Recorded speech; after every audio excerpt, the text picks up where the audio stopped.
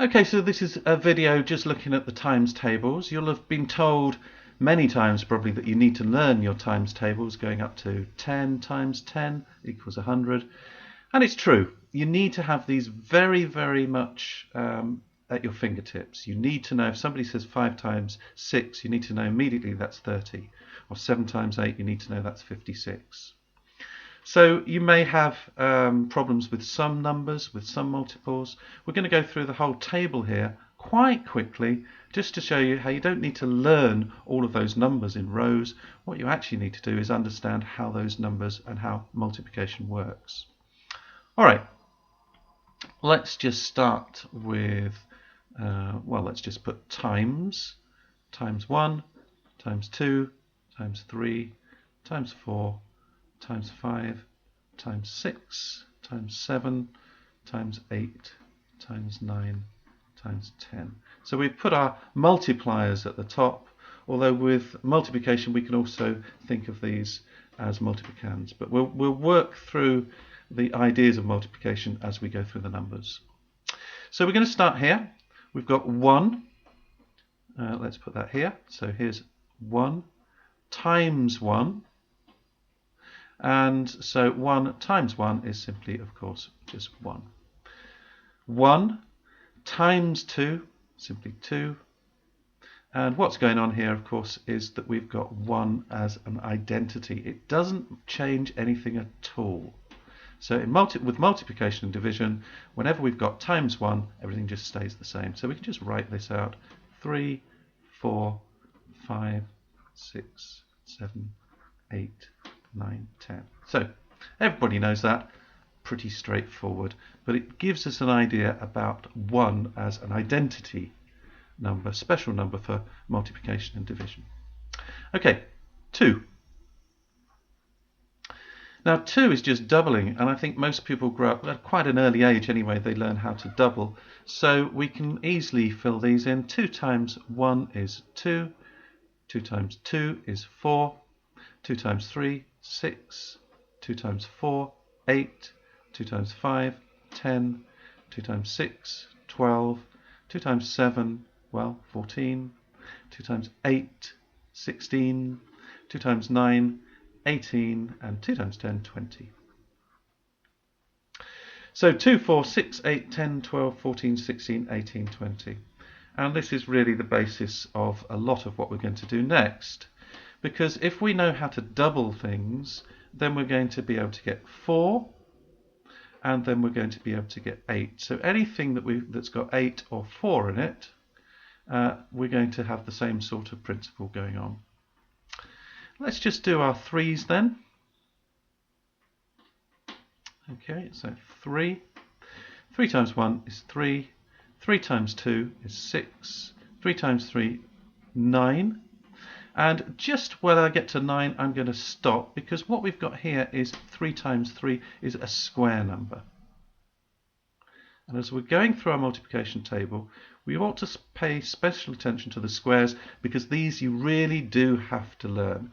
The others you can work out using various ways of, we can decompose numbers, take them apart to work out some of the larger numbers that we're going to see in this table. But you do need to sit down, if you don't do anything else, and learn the square numbers, which of course start with 1, go to 4, and then we're going to highlight those as we go along. Now 3 times 4 is 12, 3 times 5, 15. And I'm going to jump ahead now, using my counter here, to just think about this 5 column. Anything times 5 is going to be the same as anything times 10 divided by 2. And that really simple idea is extremely useful and makes the 5 times table something we can grasp very early on in our maths education. So 3 times 10 is 30. So we can go back here to 3 times 5, and we can see that that's half of 3 times 10. So if you're stuck when we get into the larger numbers, simply go multiply by 10 and divide by 2. 3 times 6 is 18. 3 times 7, 21. So the number's getting a bit larger here, and this is where people usually start remembering things like 3 times 7 is 21. 3 times 6 is 18, perhaps you might remember that, but really it's such a small number you can just add on. So 6, add 6, add 6 again. Okay, so 3 times 8 is 24. Remember, this times 8 is the same as times 4 doubled, so as long as we know that 3 times 4 is 12, we should know that 3 times 8 is 2 times 12, 24. 3 times 9 is 27.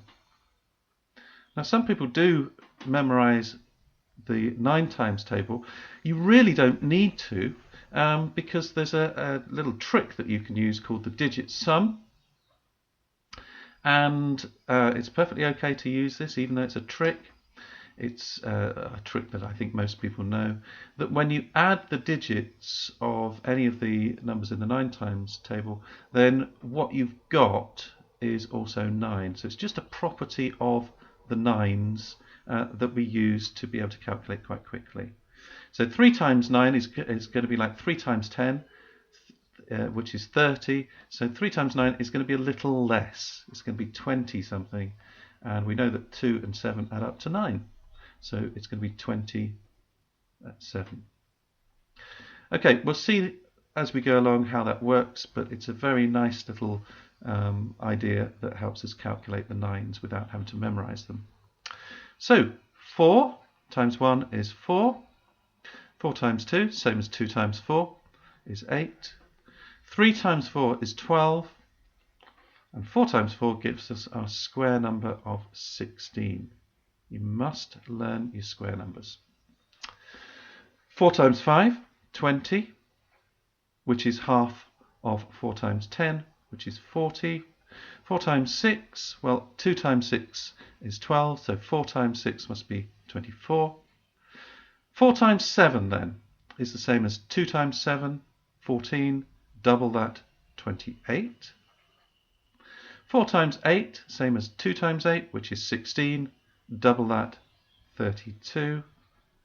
And 4 times 9 is going to be 30 something, so 36, because 3 add 6 makes 9, and that's a property of the 9s. 5 times table. Now I think most people know this, again learn it at a fairly young age, so we just go through it very quickly.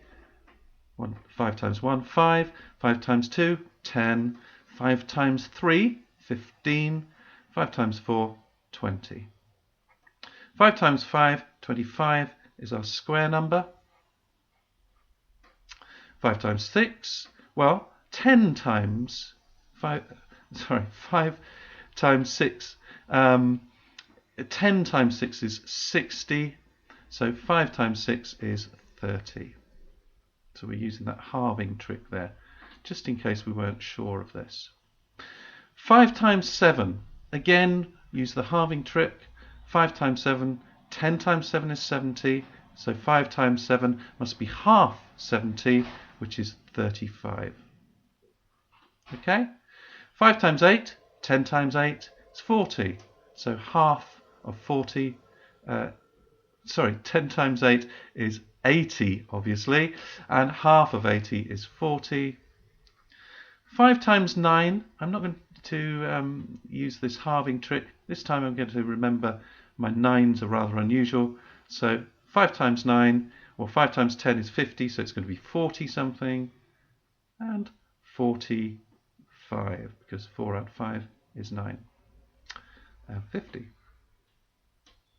So we tend to memorize this 5, 10, 15, 20, 25, 30, 35, 40, 45, 50, but it's better now if we understand how these numbers are derived in exactly the same way as we're understanding all the other numbers by using these kind of concepts. Now let's do the 6 times table. Okay? 6 times 1 is 6, 6 times 2 is 12, 6 times 3, 18. So there's that 18 again, because we had 3 times 6 is 18. 6 times 4, same as 2 times 6 times 2, so doubling. All sorts of ways of thinking about this. We could say 3 times 4 we know is 12, double it, gets us to 24. So lots of ways of decomposing this so that we don't need to memorize 24. It's just one of those numbers that comes up an awful lot. 5 times 6, 6 times 5, same thing, gives us our 30. And our square number, 6 times 6, 36.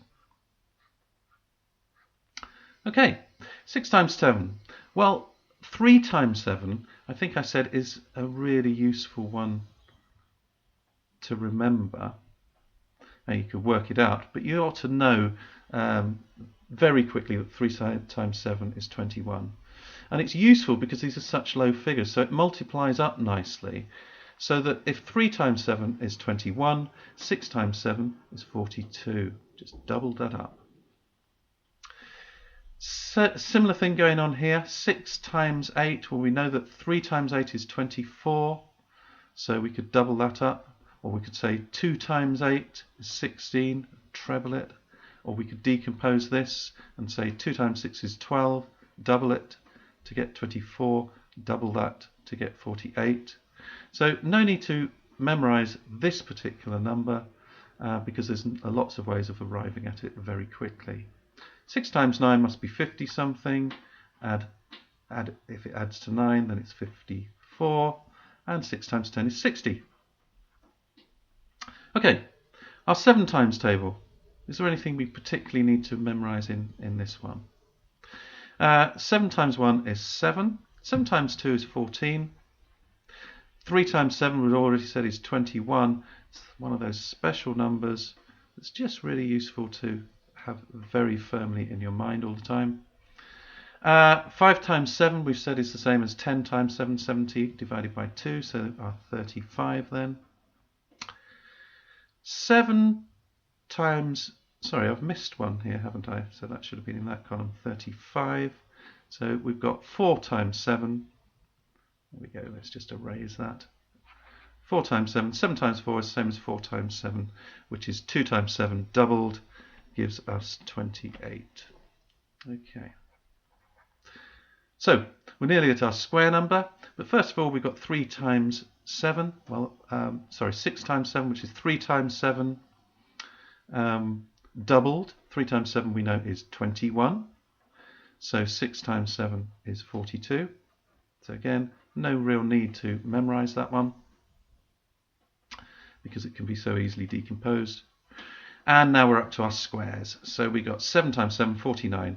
49, fairly large square number, really important then that you know that, you memorize it, you know that 7 times 7 is 49. 7 times 8. Now here's a nice one. 56 comes up an awful lot, and so much as 42 comes up quite a lot, 56 I think is one that is really good to have in mind. It can be decomposed though, so you can get at it quite quickly that way.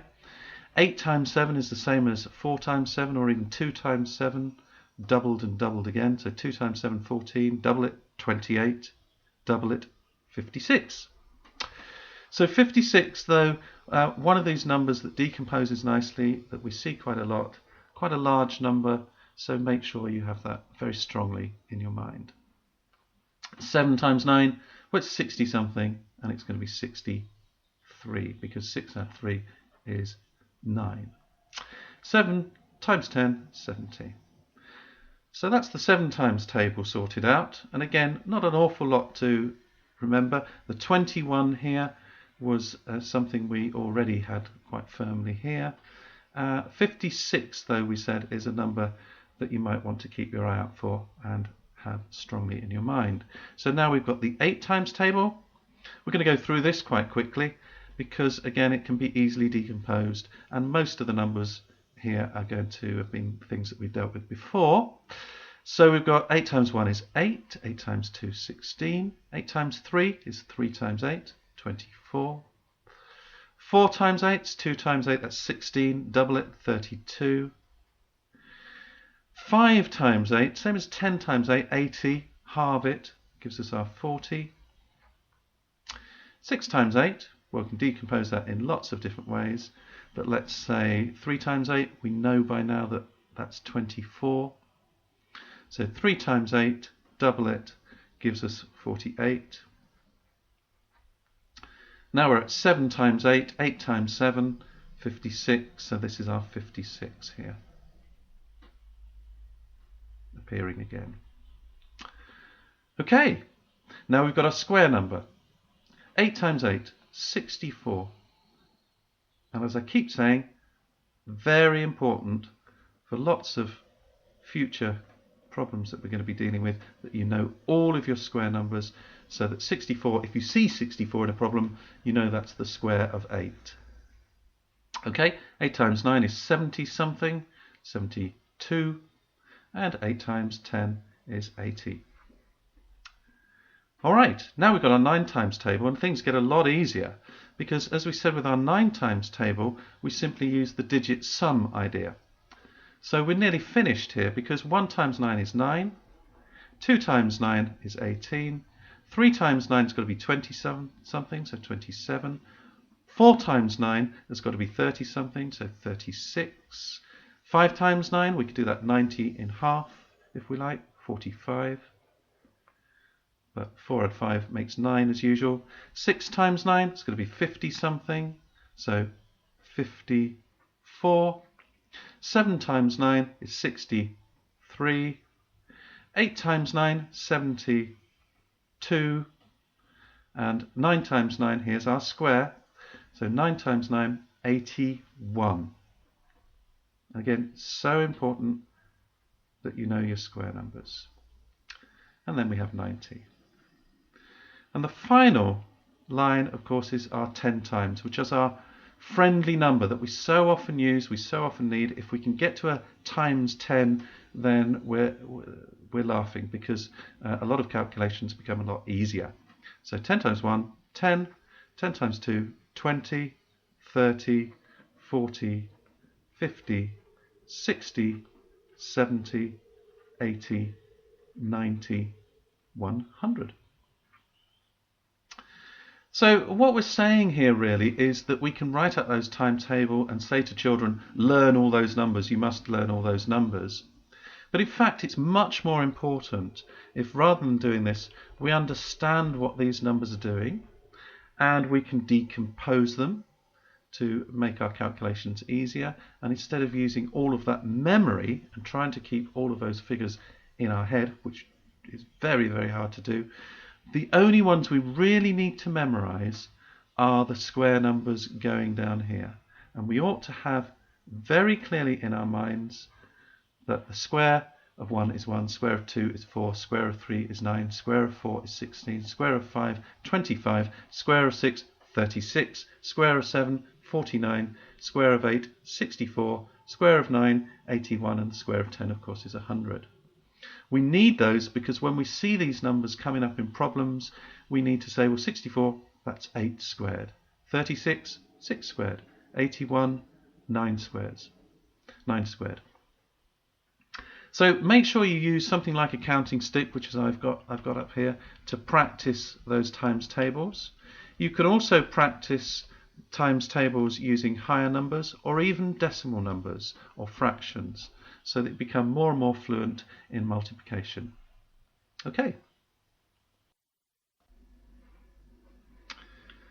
Okay, just to finish this video, I'm going to put up this slide just showing the times table, just the 5 times 5 here, because I think you'll get the point. Visually, we can see why the square numbers, for example, are called the square numbers, because we've got this 1 times 1, 2 times 2, always making a square. And that gives us an idea, in fact, that we ought to think about, which is the inverse of squaring. So if we square something, let's say 4 squared, we've got the answer 16. That's a 4 by 4. There we go. That's a 4 by 4 pattern. And that's what a square number means. It's this kind of array or arrangement where we've got 4 on one side and 4 on the other. And what we also want to know from this is what is the inverse operation. In other words, how do we get down to 4 from 16? And what we're doing is we're finding what we call the square root. So it's a term that makes sense. It's the root of squaring. In other words, 16, we use this root symbol. Just put this bar over the top to say it's everything under that bar. The square root of 16 is 4. Okay, now that's very similar to what we might say about division. So what I want to do is just show you how division works in a similar kind of way. If you can hear a ticking in the background, I do apologise for that. It's just some rain dripping. Good, it stopped. Okay. So what we've got here is, let's start with the 20. So we've got 4 times 5 is 20. Whoops. 4 times 5 equals 20. Okay. And so, if that's the multiplication, the multiplier and the multiplicand gives us our product of 20. Product is the name for the result that we get when we multiply two numbers together like that. So what we want to find is a quotient, which is the result that when we actually divide a number like 20 by another number, the result that we get is the quotient.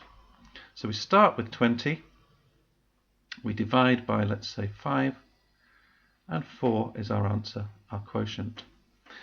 Now, you may know this already, but it's worth pointing out, I think, that if we use our multiplication tables when we're multiplying, that's only half of how we can use them. We also use them when we're dividing. So the same table is used when we're thinking about quotients, so that if we have 20 here divided by 5, we know the answer is 4 because we know our times table. 4 times 4 is 20. Let's think of some other numbers that aren't on this 5 by 5 table then. Let's think of something like 56. Okay? So 56 divided by 7. Now we ought to know immediately that the answer is going to be 8 because we know 7 times 8 is 56. So the answer is 8 because 8 times 7 is 56. Let's try another one. 72 divided by, let's try something that's not on the times table, 24. Well, we ought to know that 24 on our times table is something like 3 times 8. There are other permutations. We've got 2 times 12, we've got 4 times 6. But if we know our times table thoroughly, we ought to recognize that figure and decompose it to 3 times 8. So if it's 3 times 8, 24, times 3 again gets us to 72. So there are all sorts of ways of decomposing this to get there and come to the answer of 3. But it's our times table, being able to play with the times table, that helps us think about, well, what is 72 divided by 24? It must be 3. So I'll leave you to work on other ones like this. Take some numbers, some of those large numbers in the times table, divide by other numbers, and make sure that you understand how to quickly get the quotient, so that the multiplication tables aren't just for multiplication, the times tables rather, they're also for division.